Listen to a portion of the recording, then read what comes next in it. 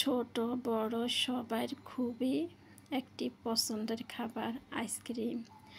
এই গরমের মধ্যে আইসক্রিম পছন্দ করে না এমন মনে হয় মানুষে খুঁজে পাওয়া যাবে না। সবাই তো আইসক্রিম খেতে পছন্দ করেন। তাহলে আমি বলবো যারা আইসক্রিম খেতে পছন্দ করেন তারা খুব সহজে ঘরের মধ্যে এভাবে আইসক্রিম তৈরি করে নিতে পারেন। বাচ্চারা তো ভীষণ পছন্দ করে খেয়ে নেবে। বাচ্চারা তো বাইরে থেকে আইসক্রিম কিনে নিয়ে এসে খায়, নিষেধ করলেও তারা খাবে। তবে বাচ্চাদের জন্য খুব সহজে এই আইসক্রিমটা তৈরি করে নিতে পারেন। হ্যালো এভরিওয়ান, আসসালামু আলাইকুম। মিমের আম্মুর ইউটিউব চ্যানেলে তোমাদের সবাইকে জানাচ্ছি স্বাগতম। কেমন আছো তোমরা সবাই? আশা করি যে যেখানে আছো তোমরা সবাই ভালো আছো, সুস্থ আছো। আলহামদুলিল্লাহ আমিও ভালো আছি। আমার পরিবারের সবাইকে নিয়ে দোয়া করি তোমরা যে যেখানে থাকো সবাই ভালো থাকো, সুস্থ থাকো। আল্লাহ সবাইকে ভালো রাখুক, সুস্থ রাখুক, নিরাপদে রাখুক, এই দোয়াই করি। এখানে আমি 3টা আলু নিয়েছি। আলুগুলারে এই সাইজ করে লম্বা লম্বা করে কেটে নিয়েছি। আলুগুলা যখন কাটা হয়ে গেল, এবার আমি ভালো করে আলুগুলো ধুয়ে নিলাম। আলুটা আমি সিদ্ধ বসিয়ে দিলাম। একদম হালকা সিদ্ধ করে নেব, 2 থেকে 3 বার বলক আসা পর্যন্ত অপেক্ষা করব। বাচ্চাদের খুবই পছন্দের একটি খাবার ফ্রেঞ্চ ফ্রাই। বাচ্চারা তো খুব পছন্দ করে খেয়ে নেয়, বাইরের থেকে কিনে নিয়ে আসে। তবে আমি বলবো কি, বাইরের থেকে কিনে না নিয়ে এসে ঘরে খুব সহজে এভাবে ফ্রেঞ্চ ফ্রাই তৈরি করে নেওয়া যায়। আলুগুলা যখন হালকা একটু সিদ্ধ হয়ে গেল, এবার আমি নামিয়ে নিলাম একটা চাটনিতে। যখন পানিগুলো ঝরে গেল, এবার আমি আলু কিন্তু ভালো করে পানি ঝরে নিতে হবে, পানি থাকা যাবে না। এবার আগে থেকে আমি চুলায় একটা কড়াই বসায় কড়াইয়ের মধ্যে তেল দিয়ে দিলাম। তেলটা যখন গরম হয়ে আসলো, এবার আমি আলুগুলা তেলে ভেজে নেব। খুব সহজে বাচ্চাদের খুবই প্রিয় একটি খাবার ফ্রেঞ্চ ফ্রাই ঘরে এভাবে তৈরি করে নিতে পারেন। খুবই পছন্দের খাবারটা যদি ঘরে খুব সহজে তৈরি করা যায়, তাহলে আমি বলবো ঘরে তৈরি করা সবচেয়ে ভালো। বাচ্চাদের কথা চিন্তা করে ভাজা হয়ে গেল, খুবই অল্প সময় লাগে ভাজতে। লাল লাল করে ভেজে তুললাম, এই যে হয়ে গেল।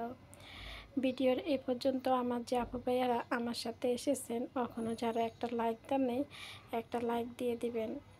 আর আমার ভিডিওগুলো দেখেন আমার আপু ভাইয়ারা আমার চ্যানেলটা এখনও সাবস্ক্রাইব করেনি, চাইলে আমার চ্যানেলটা সাবস্ক্রাইব করে রাখতে পারেন। আমি যখন যে ভিডিও আপলোড করব আপনাদের কাছে নোটিফিকেশন চলে যাবে। আপনারা আপনাদের সময় সুযোগ বুঝে ভিডিওটা দেখে দিতে পারেন। আর যারা এই কাজটা করে রেখেছেন তাদেরকে জানাচ্ছি অসংখ্য অসংখ্য ধন্যবাদ। এবার আমি আম দিয়ে আইসক্রিম বানাবো। এখানে 3টা পাকা আম নিয়েছি। আমগুলারে ভালো করে ধুয়ে নিলাম। এবার ছুরির সাহায্যে আমগুলার ভিতরের আটিটা বাইর করে নিব। আমের ভিতরের আটিটা খুবই সাবধানে বাইর করতে হবে, যেন আমের ইয়াটা কেটে না যায়। এভাবে করে আমের আটিটা বাইর করে নিতে হবে। এই যে আমি এভাবে করে সবগুলা আমের আটি বাইর করে নিয়েছি। আর আমের খোসাটার সাথে আমগুলা লেগে থাকবে এমনভাবে আটি বাইর করতে হবে। এবার আমার লাগবে আমের ভিতরে দেওয়ার জন্য দুধ। এখানে আমি লিকুইড প্যাকেট দুধ নিয়েছি। দুধটা আমি জাল করে নিব। দুধটা ঘন হওয়ার জন্য 2 থেকে 3 চামচ গুঁড়া দুধ দিয়েছি। দুধটা যেন একটু ঘন হয়, দিলাম 2 থেকে 3 চামচ চিনি একটু মিষ্টি হওয়ার জন্য। দুধটা ভালো করে জাল দিয়ে নিয়ে আসলাম, একটু ঘন করে নিলাম। এবার দুধটারে ঠান্ডা করে নিব।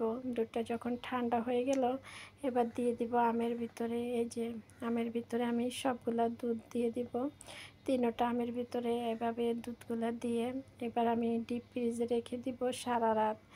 আমগুলা সারা রাত ডিপ ফ্রিজে থেকে একদম বরফ হয়ে যাবে। তারপরে আমি আপনাদেরকে কেটে দেখাবো আমের আইসক্রিম। খুবই সহজে খুব পছন্দের একটি খাবার ঘরে তৈরি করে নেওয়া যাবে। অনেক বাচ্চা আছে আইসক্রিম ছাড়া কিছুই বোঝে না, ওরা নিষেধ করলো এই আইসক্রিমটা তারা খাবে। অনেক বড় মানুষেরও এই আইসক্রিমটা খুবই পছন্দ। তবে কিছু কিছু মানুষ আছে কিছু কিছু সমস্যার কারণে এই ঠান্ডা খাবারটা খেতে পারে না। তারা কিন্তু খুব মিস করে এই ঠান্ডা খাবারটা। তবে কোনো সমস্যার কারণে যদি না খেতে পারে তাহলে এখানে আসলে করার মতো কিছুই না। অনেকে তো বেঁচে থাকার জন্য অনেক কিছু স্কিপ করে। তবে কিছুর মধ্যে যদি এই ঠান্ডা খাবারটা পড়ে যায় তাহলে আমি বলবো এটা স্কিপ করাটাই সবচেয়ে ভালো। আমার আমের আইসক্রিম তো একদমই রেডি।